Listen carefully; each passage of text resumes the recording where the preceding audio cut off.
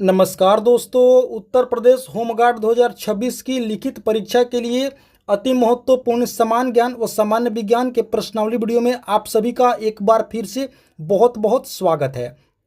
तो चलिए दोस्तों, आज की क्लास हम लोग शुरू करते हैं और देखते हैं उत्तर प्रदेश होमगार्ड की नई भर्ती परीक्षा के लिए मोस्ट इंपॉर्टेंट जीके जीएस के प्रश्न। तो चलिए आज की क्लास हम लोग शुरू करते हैं।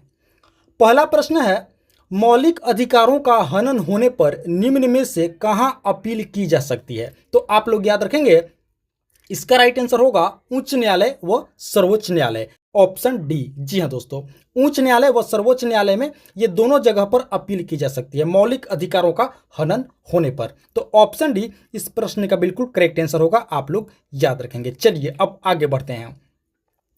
अगला प्रश्न है, जारवा आदिवासी किस राज्य से संबंधित है? दोस्तों बतानी है कि जारवा नामक आदिवासी किस राज्य में निवास करती हैं? तो आप लोग याद रखेंगे अंडमान निकोबार द्वीप समूह में। जी हां दोस्तों, ऑप्शन डी इस प्रश्न का बिल्कुल करेक्ट आंसर होगा, आप लोग याद रखेंगे। जारवा आदिवासी किस राज्य से संबंधित है? तो दोस्तों अंडमान निकोबार द्वीप समूह, जो कि एक केंद्र शासित प्रदेश है। चलिए आप लोग हमें कमेंट करके बताएंगे दोस्तों कि अंडमान निकोबार द्वीप समूह की राजधानी कहां है। आप लोग हमें क्या करेंगे, कमेंट करके जरूर बताएंगे। तो ऑप्शन डी इस प्रश्न का बिल्कुल करेक्ट आंसर होगा। चलिए अब आगे बढ़ते हैं। अगला है, एलिफेंटा दर्रा कहां स्थित है? दोस्तों बताने हैं कि एलिफेंटा दर्रा कहां पर स्थित है, किस देश में है? तो आप लोग याद रखेंगे श्रीलंका में। ऑप्शन ए इस प्रश्न का बिल्कुल करेक्ट आंसर होगा, आप लोग याद रखेंगे। एलिफेंटा दर्रा कहां है? तो दोस्तों श्रीलंका में है। चलिए अब आगे बढ़ते हैं। अगला प्रश्न है, जब बर्फ पिघलती है तो इसका, दोस्तों बतानी है कि जब बर्फ पिघलती है तो क्या होता है? तो आप लोग याद रखेंगे इसका आयतन घटता है। जी हाँ दोस्तों, ऑप्शन बी राइट आंसर होगा। आप लोग याद रखेंगे कि जब बर्फ पिघलती है तो इसका आयतन दोस्तों वो क्या होती है, घटती है। तो इसका ऑप्शन बी राइट आंसर होगा, आप लोग याद रखेंगे। चलिए अब आगे बढ़ते हैं। अगला प्रश्न है, टिंचर आयोडीन किसे कहा जाता है? दोस्तों बताने हैं कि टिंचर आयोडीन किसे कहा जाता है। तो आप लोग याद रखेंगे इसका राइट आंसर होगा जो दोस्तों आयोडीन के अल्कोहल में घोल को। जी हाँ दोस्तों, ऑप्शन बी इस प्रश्न का बिल्कुल करेक्ट आंसर होगा। आयोडीन के अल्कोहल में घोल को टिंचर आयोडीन कहा जाता है, आप लोग याद रखेंगे। ऑप्शन बी इसका करेक्ट आंसर होगा। चलिए अब आगे बढ़ते हैं।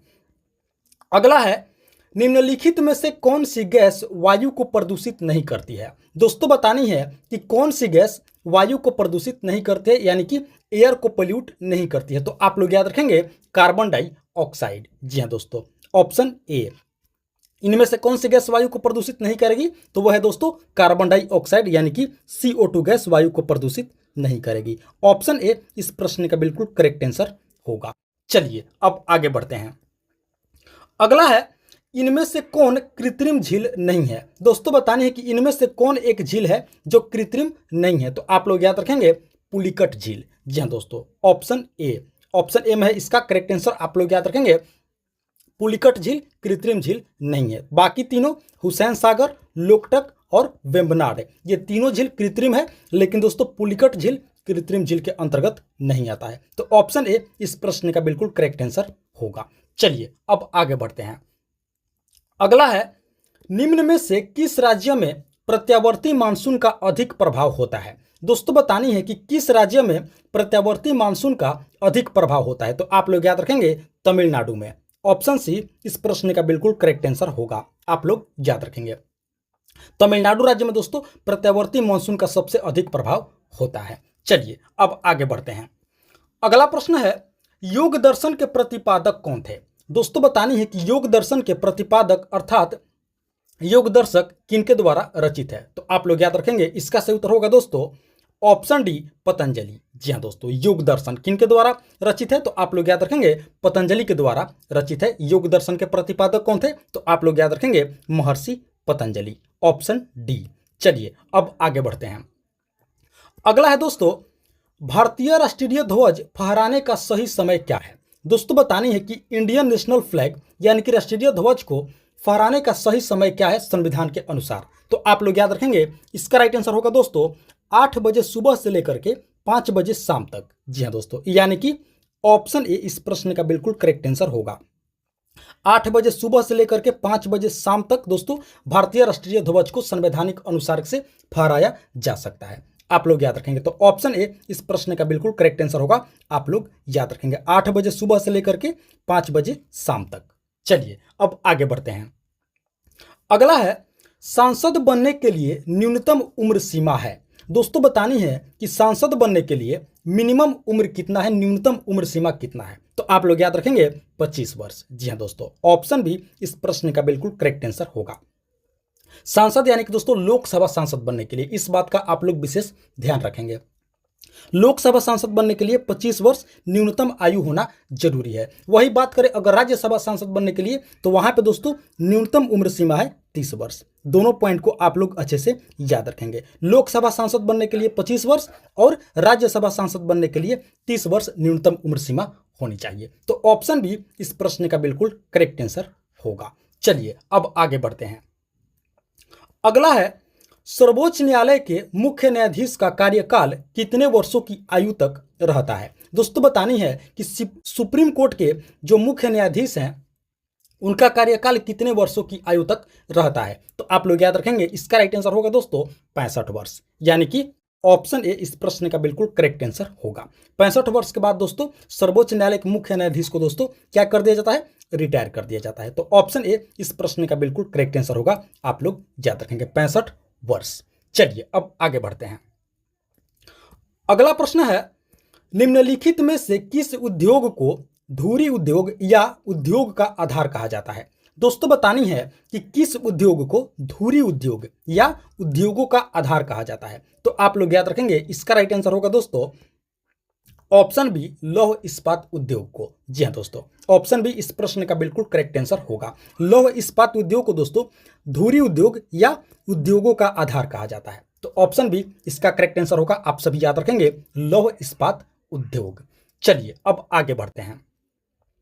दोस्तों अगले प्रश्न से पहले आप सभी से एक रिक्वेस्ट करूंगा कि अभी तक आप लोगों ने इस वीडियो को एक लाइक नहीं किए हैं, तो दोस्तों आप लोग इस वीडियो को एक लाइक जरूर कर देंगे। साथ ही साथ प्रवीण क्लासेज यूट्यूब चैनल पर आप लोग पहली बार विजिट किए हैं, तो दोस्तों इस चैनल को भी आप लोग जरूर से जरूर सब्सक्राइब कर लेंगे। इसी तरह की महत्वपूर्ण प्रश्नावली वीडियो प्रतिदिन देखने के लिए और अपनी तैयारी को बेहतर करने के लिए चैनल को सब्सक्राइब कर लेंगे, वीडियो को एक लाइक जरूर कर देंगे। और हाँ दोस्तों, इस वीडियो में आप लोग अंत तक जरूर बने रहेंगे। आगे और भी मोस्ट इंपॉर्टेंट जीके जीएस के प्रश्न होने वाले हैं, जो दोस्तों उत्तर प्रदेश होमगार्ड की नई भर्ती परीक्षा के लिए बहुत ही महत्वपूर्ण होंगी। तो चलिए अब आगे बढ़ते हैं। अगला है इनमें से कौन सा क्षेत्र 1857 ईस्वी के विद्रोह से प्रभावित नहीं था। दोस्तों बतानी है कि इनमें से वो कौन सा एरिया है जो 1857 ईस्वी के विद्रोह से प्रभावित नहीं था। तो आप लोग याद रखेंगे दोस्तों इसका राइट आंसर होगा, आप सभी याद रखेंगे चित्तौड़, ऑप्शन बी। जी हाँ दोस्तों, चित्तौड़ जो है ये 1857 ईस्वी के विद्रोह से प्रभावित नहीं हुआ था। ऑप्शन बी इस प्रश्न का बिल्कुल करेक्ट आंसर होगा। आप लोग याद रखेंगे। चलिए अब आगे बढ़ते हैं। अगला प्रश्न है सबसे पहले भारत में व्यापार के लिए कौन आए थे। दोस्तों बतानी है कि भारत में व्यापार करने के लिए सबसे पहले कौन आए थे। तो आप लोग याद रखेंगे पुर्तगाली आए थे। जी हाँ दोस्तों, ऑप्शन ए इस प्रश्न का बिल्कुल करेक्ट आंसर होगा। भारत में सबसे पहले व्यापार के लिए पुर्तगाली की एंट्री हुई थी। आप लोग याद रखेंगे। चलिए अब आगे बढ़ते हैं। अगला प्रश्न है मानव शरीर की सबसे बड़ी ग्रंथि है। दोस्तों बतानी है कि हमारे शरीर की सबसे बड़ी ग्रंथि कौन सी है। तो आप लोग याद रखेंगे लीवर, यानी कि यकृत। ऑप्शन ए इसका करेक्ट आंसर होगा। आप लोग याद रखेंगे हमारे शरीर की सबसे बड़ी ग्रंथि कौन सी है। तो आप लोग याद रखेंगे लीवर अर्थात यकृत सबसे बड़ी ग्रंथि है। चलिए अब आगे बढ़ते हैं। अगला प्रश्न है आंधी के आगमन के पूर्व बैरोमीटर में पारे का स्तर। दोस्तों बतानी है कि जब बैरोमीटर में पारे का स्तर पर क्या प्रभाव पड़ेगा आंधी के आगमन के पूर्व, यही बतानी है दोस्तों। आंधी के आगमन के पूर्व बैरोमीटर में पारे का स्तर क्या होगा। तो आप लोग याद रखेंगे सामान्य स्तर से नीचे जाएगा। जी हाँ दोस्तों, ऑप्शन ए इस प्रश्न का बिल्कुल करेक्ट आंसर होगा। जब आंधी आने वाला होगा दोस्तों, तो उस दौरान बैरोमीटर का जो पारा है उसका स्तर सामान्य स्तर से नीचे जाएगा। आप लोग याद रखेंगे, यानी कि बैरोमीटर में जब पारे का स्तर सामान्य से नीचे जाएगा तो यह समझा जाएगा कि अब आंधी आने वाली है। तो ऑप्शन ए इस प्रश्न का बिल्कुल करेक्ट आंसर होगा। आप सभी याद रखेंगे सामान्य स्तर से नीचे जाएगा। चलिए अब आगे बढ़ते हैं। अगला प्रश्न है, निम्न में से कौन सी धातु इस्पात के बराबर मजबूत किंतु भार उससे आधी होती है। दोस्तों बतानी है कि इनमें से वो कौन सी धातु है जो इस्पात के बराबर मजबूत तो है लेकिन भार जो है उससे आधी होती है। तो आप लोग याद रखेंगे वो धातु है दोस्तों टाइटेनियम। ऑप्शन बी इस प्रश्न का करेक्ट आंसर होगा। आप लोग याद रखेंगे कौन सी धातु है जो इस्पात के बराबर मजबूत है किंतु भार इस्पात से आधी होती है। तो आप लोग याद रखेंगे वो धातु है टाइटेनियम। ऑप्शन बी इस प्रश्न का बिल्कुल करेक्ट आंसर होगा। चलिए अब आगे बढ़ते हैं। अगला प्रश्न है, वनस्पतियों में जीवन होता है, इसका शोध किसने किया था। दोस्तों बतानी है कि वनस्पतियों में जीवन होता है ये शोध कौन व्यक्ति किए थे। तो आप लोग याद रखेंगे जगदीश चंद्र बोस यानी कि जेसी बोस ने किए थे। जी हाँ दोस्तों, ऑप्शन डी इस प्रश्न का बिल्कुल करेक्ट आंसर होगा। वनस्पतियों में जीवन होता है इसका शोध कौन किए थे। तो दोस्तों जगदीश चंद्र बोस यानी कि जेसी बोस किए थे। ऑप्शन डी इस प्रश्न का बिल्कुल करेक्ट आंसर होगा। आइए अब आगे बढ़ते हैं।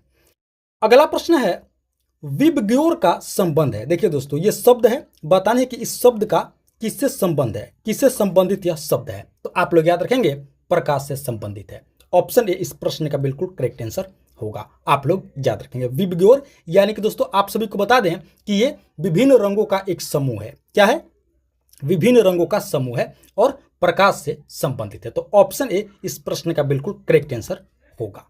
चलिए अब आगे बढ़ते हैं। अगला प्रश्न है, ऊष्मा के स्थानांतरण का कारण क्या है। दोस्तों बतानी है कि ऊष्मा के स्थानांतरण का क्या कारण है। तो आप लोग याद रखेंगे तापांतर। ऑप्शन सी इस प्रश्न का बिल्कुल करेक्ट आंसर होगा। आप लोग याद रखेंगे ऊष्मा के स्थानांतरण का कारण है तापांतर यानी कि ताप में अंतर। ऑप्शन सी इस प्रश्न का बिल्कुल करेक्ट आंसर होगा। चलिए अब आगे बढ़ते हैं। अगला प्रश्न है दोस्तों, सूर्य के परितः एक परिक्रमा के लिए निम्नलिखित में से कौन सा ग्रह अधिकतम समय लेता है। दोस्तों बतानी है कि सूर्य के परितः एक परिक्रमा करने के लिए कौन सा ग्रह सबसे अधिक समय लेगा, यानी कि सूर्य की परिक्रमा करने के लिए सबसे अधिक समय कौन सा ग्रह लेता है, सर्वाधिक समय। तो आप लोग याद रखेंगे बृहस्पति। जी हाँ दोस्तों, ऑप्शन बी इस प्रश्न का बिल्कुल करेक्ट आंसर होगा। बृहस्पति ग्रह यानी कि जुपिटर सबसे ज्यादा समय लेता है दोस्तों सूर्य का एक चक्कर लगाने के लिए। तो ऑप्शन बी इस प्रश्न का बिल्कुल करेक्ट आंसर होगा। आप लोग याद रखेंगे। चलिए अब आगे बढ़ते हैं। अगला प्रश्न है, भारत में पंचवर्षीय योजना की रूपरेखा तैयार करने के लिए कौन उत्तरदायी होता है। दोस्तों बतानी है कि भारत में पंचवर्षीय योजनाओं की रूपरेखा को तैयार करने के लिए कौन उत्तरदायी होते हैं, कौन पंचवर्षीय योजना की रूपरेखा को तैयार करते हैं। तो आप लोग याद रखेंगे योजना आयोग। ऑप्शन डी इस प्रश्न का बिल्कुल करेक्ट आंसर होगा। आप लोग याद रखेंगे योजना आयोग के द्वारा दोस्तों भारत में पंचवर्षीय योजनाओं की रूपरेखा तैयार की जाती है। आप लोगों को दोस्तों एक और पॉइंट बता दें कि योजना आयोग के जो अध्यक्ष होते हैं वो प्रधानमंत्री होते हैं। इस पॉइंट को भी आप लोग अच्छे से याद रखेंगे। तो ऑप्शन डी इस प्रश्न का बिल्कुल करेक्ट आंसर होगा। चलिए अब आगे बढ़ते हैं। अगला प्रश्न है, प्रसिद्ध खजुराहो की गुफाएं स्थित है। दोस्तों बतानी है कि खजुराहो की गुफाएं किस राज्य में स्थित है। तो आप लोग याद रखेंगे मध्य प्रदेश में। जी हाँ दोस्तों, ऑप्शन ए इस प्रश्न का बिल्कुल करेक्ट आंसर होगा। आप लोग याद रखेंगे। चलिए अब आगे बढ़ते हैं। अगला प्रश्न है, आजाद हिंद फौज की स्थापना किसने की थी। दोस्तों बतानी है कि आजाद हिंद फौज की स्थापना किसने की थी, किस व्यक्ति ने की थी। तो आप लोग याद रखेंगे रास बिहारी बोस ने। जी हाँ दोस्तों, ऑप्शन डी इस प्रश्न का बिल्कुल करेक्ट आंसर होगा। यहाँ पे दोस्तों बहुत से लोग कंफ्यूज हो जाते हैं, सुभाष चंद्र बोस कुछ लोग याद रखते हैं। तो यहाँ पे आप लोगों को कंफ्यूज नहीं होना है। आजाद हिंद फौज की स्थापना दोस्तों रास बिहारी बोस ने 1942 ईस्वी में किए थे। इस पॉइंट को भी आप लोग अच्छे से याद रखें। कब किए थे, 1942 ईस्वी में रास बिहारी बोस ने। तो ऑप्शन डी इस प्रश्न का बिल्कुल करेक्ट आंसर होगा। आप लोग याद रखेंगे। चलिए अब आगे बढ़ते हैं।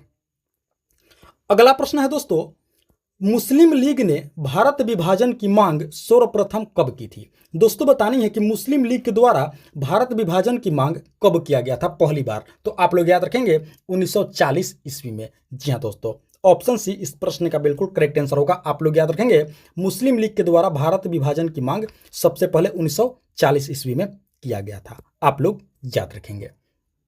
आइए अब आगे बढ़ते हैं। अगला प्रश्न है, मौलिक अधिकारों के रक्षक के रूप में कार्य करता है। दोस्तों बतानी है कि मौलिक अधिकारों के रक्षक के रूप में कौन कार्य करते हैं। तो आप लोग याद रखेंगे इसका राइट आंसर होगा ऑप्शन ए। जी हाँ दोस्तों, सर्वोच्च एवं उच्च न्यायालय, ये दोनों न्यायालय दोस्तों मौलिक अधिकारों के रक्षक के रूप में काम करते हैं, यानी कि सुप्रीम कोर्ट भी और हाई कोर्ट भी, राज्यों के हाई कोर्ट भी और सर्वोच्च न्यायालय भी, ये दोनों दोस्तों मौलिक अधिकारों के रक्षक के रूप में कार्य करते हैं। तो ऑप्शन ए इस प्रश्न का बिल्कुल करेक्ट आंसर होगा, आप लोग याद रखेंगे। चलिए अब आगे बढ़ते हैं।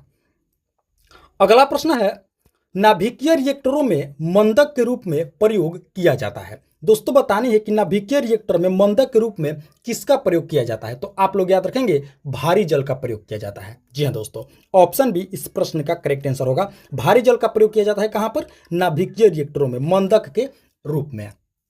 आप लोगों को दोस्तों बता दें कि भारी जल का जो रासायनिक नाम होता है वो होता है ड्यूटेरियम ऑक्साइड। इसको भी आप लोग अच्छे से याद रखेंगे, और इसका जो केमिकल फार्मूला होता है वो होता है D2O।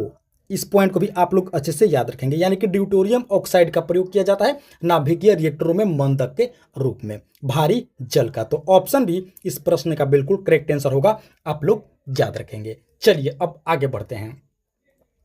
अगला प्रश्न है, मूत्र यानी कि यूरिन का पीला रंग इसमें उपस्थित कौन से पदार्थ के कारण होता है। दोस्तों बतानी है कि मूत्र यानी कि यूरिन का जो पीला रंग होता है वो किसकी उपस्थिति के कारण होता है, किस पदार्थ के उपस्थित होने के कारण होता है। तो आप लोग याद रखेंगे यूरोक्रोम। जी हाँ दोस्तों, ऑप्शन डी इस प्रश्न का बिल्कुल करेक्ट आंसर होगा। यूरिन में दोस्तों यूरोक्रोम के मौजूद होने के कारण इसका रंग पीला होता है। तो ऑप्शन डी इस प्रश्न का बिल्कुल करेक्ट आंसर होगा, आप लोग याद रखेंगे। चलिए अब आगे बढ़ते हैं। अगला प्रश्न है, निम्नलिखित में से कौन सा एक पादप हार्मोन है। पादप कहने का मतलब दोस्तों पौधा। बताने दोस्तों कि इनमें से कौन सा हार्मोन पादप हार्मोन है। तो आप लोग याद रखेंगे जिब्रेलिन। जी हाँ दोस्तों, ऑप्शन डी इस प्रश्न का बिल्कुल करेक्ट आंसर होगा। जिब्रेलिन दोस्तों एक पादप हार्मोन है, आप लोग याद रखेंगे। बाकी तीनों एस्ट्रोजन, इंसुलिन और थायरोक्सिन, ये तीनों दोस्तों मानव हार्मोन है। क्या है? मानव हार्मोन। लेकिन जिब्रेलिन क्या है? ये दोस्तों एक पादप हार्मोन है। तो ऑप्शन डी इस प्रश्न का बिल्कुल करेक्ट आंसर हो जाएगा, आप लोग याद रखेंगे जिब्रेलिन। चलिए अब आगे बढ़ते हैं।